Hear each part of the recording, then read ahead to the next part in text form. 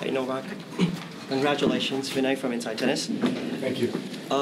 Talk about being the perfect comeback kid ever. You came back in Australia, won Adelaide and the Australian Open. You came here to the United States, won Cincinnati and the US Open. So just what is it about you that makes it so much easier to make all these like difficult comebacks in all these moments? I wouldn't say probably it was easy.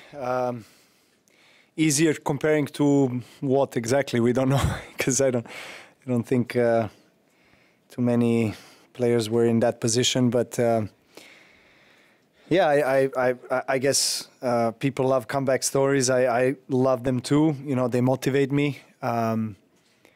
Obviously, different circumstances, Australia and here. I haven't played any tournament on American soil for 2 years, and the last time I was here, I lost in the finals against the same player I beat today. And, you know, I really did my best in the last 48 hours not to allow the importance of the moment and what's on the line get to my head. Because 2 years ago, that's what happened, and I underperformed, and I wasn't able to be at my best, and I was outplayed. So I learned my lesson, and my team, my family knew that the last 24 hours, don't touch me, don't speak to me about, you know, the history or what's on the line. You know, I really did my best to keep things quite simple and stick to the routines that brought me to where I am, and treat this match really as any other match where I just need to win. But of course, you know, lots of different thoughts going through your head. What if scenarios, you know, images that you have in your mind of, you know, what will look like if you win, and also if you lose, you know. So I'm trying to block those ones. But yeah, it was a big battle, I think, within in the last 24 hours to really just, you know, keep things simple and clear, and prepare for this match in the right way, which I think I've done. I started the match really well. I'll just keep talking because I guess, you know, these are questions are related to this. What probably made the difference in the key of the match was second set, almost 2 hours. I don't think I've ever played a longer set in my life, particularly not on this occasion against a top player like Daniil. Yeah, I think he was probably a better player in the second set. He deserved to win that set more than I did. Somehow I managed to turn things around in the tiebreak. And, you know, when it mattered, I put one ball in the play more than he did. And that was enough. And then, you know, after that set break, I felt I regained my energy. So the third set was... I felt better than I did in the second. Honestly, in the second, I felt like, you know, I was losing air on so many occasions, in my legs as well. I don't recall being so exhausted after rallies, really, as I have been in the second set.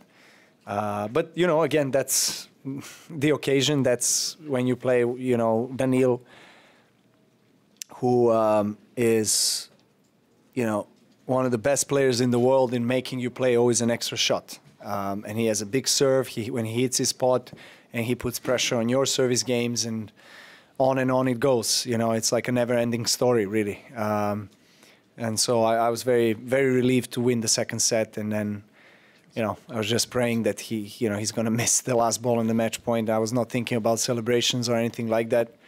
It was just about really winning the match, and then hugging my daughter and son, my wife, parents, you know, closest people that were here as my family and my team. That was what I wanted to do first, you know, to share these emotions with them.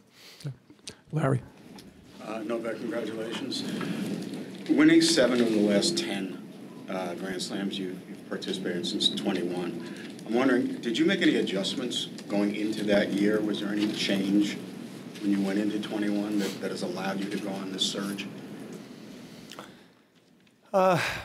There are always changes happening, literally on a weekly to monthly basis in my approach to training, to recovery, to mental training.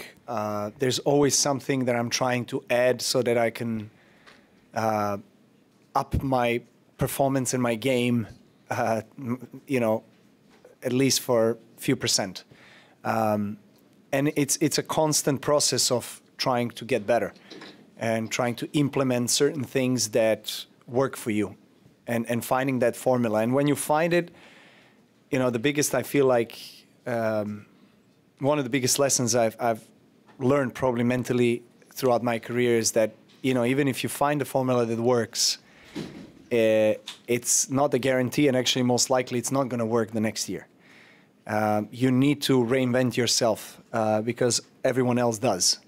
And as a 36-year-old competing with the 20-year-olds, I probably have to do it more than I have ever done it in order to keep my body in shape, in order to be able to recover so that I can perform on the highest level consistently, and also mentally and emotionally to still keep the right balance between motivation so that I'm actually inspired and motivated to play the best tennis and to compete with these guys and to actually not let go in the moments when I maybe can, and at the same time keep the playfulness and passion for the sport, because you know, I can be very how can I say, down on myself and go into really high stress moments, you know, on the practice days or matches, and you know, you spend a lot of energy. But I guess, you know, maybe you can call me perfectionist. I mean, I know I'm not the only one. I know there's a lot of great champions in different sports that thrive on this kind of approach to perfect themselves, their approach, their game, their performance, their recovery every single day, on and on. I mean, that's why LeBron James still keeps going at his age, you know, or Tom Brady, or, you know, greats like that, that are inspiring. So that's basically it. You know, it's a constant evolving process of me trying to implement certain things that will give me an edge over the young guns. Willie Weinbaum from ESPN. Congratulations. When you lost at Wimbledon, some people wondered, was this the start of a passing of the torch? How did that match affect your thought process and your performance since? Well, I mean, people like to talk, obviously. So there's a lot of different opinions out there. I mean, it's not my interest and neither business to really review what everyone talks about or thinks, whether there's a passing of a torch or new gen, next gen, future gen, or whatever you want to call it, happening or not happening in the sport. But you know, I focus on what I need to do and how I get myself in a optimal state so that I could win the trophies, the biggest trophies in our sport. So that's what I care about. And it's great for our sport that I have very good rivalries with Alcaraz, no doubt. You know, he's such a refreshment for tennis, and great player, amazing player, and great guy as well. So I think, you know, collectively we all want more attention and interest going towards the tennis. So the more people get involved with tennis in whatever shape or form, the better it is for all of us. But look, in the end of the day, my goal was always at the beginning of the season to try to win all Grand Slams. You know, I would definitely sign right away the paper if somebody told me you would win 3 out of 4 and play Wimbledon finals. There is a little regret that I didn't win the Wimbledon finals, but look, in the end of the day, I have so much more to be happier and content with than actually to regret something. So I'm going to keep going. And, you know, I feel good in my own body. I still feel I got the support of my environment, of my team, of my family.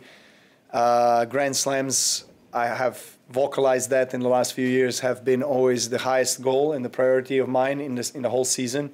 I don't play as much, so I try to, in terms of other tournaments, so I try to, you know, prioritize my preparation so that I can peak in the slams. And yeah, these are the moments, and these are the kind of emotions that I motivate myself with every single day when I'm not playing a tournament. And yeah, occasionally asking myself, why do I need this still at this stage after all I've done?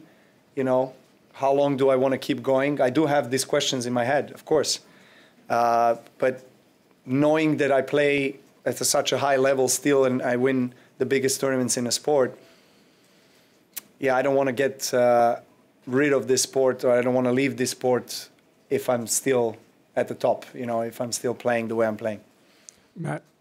Hey, Novak. How does this dominant year compare with your other dominant years when you were going up against Roger and Rafa and Andy mainly, in terms of playing them, and you had such distinct rivals then, and then playing this crew where it's a different opponent. Yeah, four four times times different opponent. You're right. Yeah, I mean it's different because the rivalries that I had with these guys were so strong and solid that it was a very high probability that I'll face either Roger or Rafa or Andy in the finals of a slam for most of those years when we were facing each other at the highest of the levels. Nowadays, that's different. I don't mind playing different players in the slams as long as I win. But I did play 3 epic matches with Alcaraz this year, and I think that's why there's a discussion or debate on the next rivalry. And I said all I needed to say in a positive way about Carlos. I do really mean it, and I think it's great that for our sport that we have another very good rivalry. I mean, I know he has also a great rivalry with Sinner, and you have Rune, you have these guys, you have, of course, generation of Zverev, Tsitsipas, Medvedev, these guys that are still at the top 5, top 10 in the world. So they're great players. I think judging by the attendance of people and all slams and, the kind of a hype that goes around the Grand Slams, tennis is still in a good place. Players come and go. It will be the same kind of destiny for me. Eventually one day I'll leave tennis in about 4 years, and there's going to be new young players coming up. So Brian. Until then, I guess you'll see me a bit more. Brian Lewis, New York Post. You talked about blocking out the magnitude of the moment that may not have been able to do here 2 years ago. I'm curious, what exactly did you feel? I mean, was it relief? Was it joy? I mean, what was going through your mind at that moment? After the last point? Yeah. Relief, mostly. That's why I didn't, I didn't celebrate maybe as I did in Roland Garros, or didn't fall to the floor or jump out of joy, or I was so relieved when I saw his forehand in the net. And out of respect, I wanted to go, quicker to the net to shake hands and exchange words. And then the next thing I wanted is to hug my daughter, because she was there sitting in the front row. I didn't know that she's going to be seated there. We had way too many people for 2 little seats in the player box. And so, yeah, my wife was taking care of that with my team. I didn't know who's going to sit where. And then when I got to the court, I saw her. She was facing me when I was sitting on the bench. And she smiled at me every single time I needed, I guess, that kind of innocent child energy. I got it from her. When I was going through the very stressful moments, and particularly in the second set, when I needed a little bit of a push, of a strength, of a kind of just lightness, I guess. She gave me a smile. She gave me a fist bump, and she was into it. It's so funny to see that, and so interesting to see that. She's 6 years old. My son is 9, and they were both there. They're both aware of what's happening. And when I became a father, that was one of my wishes. That I will live the day to experience winning a slam in front of them, and they realize what's going on, that they're old enough to understand what's going on. So, yeah, I'm just super blessed that was the case twice this year in front of them in Paris and also here. Okay, we have time for 2 more in English. Howard and then Darcy. Novak, Howard Fendrich with the Associated Press. Was there an event, a moment, something where you thought to yourself, that you wanted to target 24 or 25 because of the significance of those numbers? And then later, was there a moment where you did say to yourself, okay, I can get there? And then finally, I think we all want to know, are you now a full-time serve and volleyer? Okay, so I said on the court that my childhood goal was to win Wimbledon and be #1 in the world, so that when I realized that, then obviously I had to set new goals and kind of, because goals are important, you know, to motivate you so that you have clarity in your preparation, in your day-to-day. What do you do on a daily, on a weekly basis in order for you to actually reach the destination where you're headed? I think that's super important for every athlete. So I was setting new goals higher and higher and higher as my career progressed. But to be honest with you, I was probably not thinking so intensely and concretely about the history of the weeks at #1 or most slams until maybe 3 years ago. And then I realized, okay, I'm quite close for weeks at #1, you know, and I also have a pretty good chance at the Grand Slams if I keep healthy and if I am playing well. Of course, the slams at that point seemed a little bit less reachable than weeks at #1. But I believed that I'll make it. And I don't put any number right now in my mind on how many slams I want to win until the end of my career. I don't really have any number. I'll continue to prioritize them as my most important tournaments and where I want to play the best tennis. So that will not change. That will stay the same in the next season, or I don't know how many more seasons I have in my legs. So let's see. Okay, final question in English, Darcy. Hi, Novak. Darcy Main from ESPN.com. Congratulations. You just talked about this. You talked about it on the court. Your childhood dream was winning a Wimbledon title. Here you are at 24. What do you think that 7 or 8-year-old version of you would think if you knew you were going to win 24 major titles?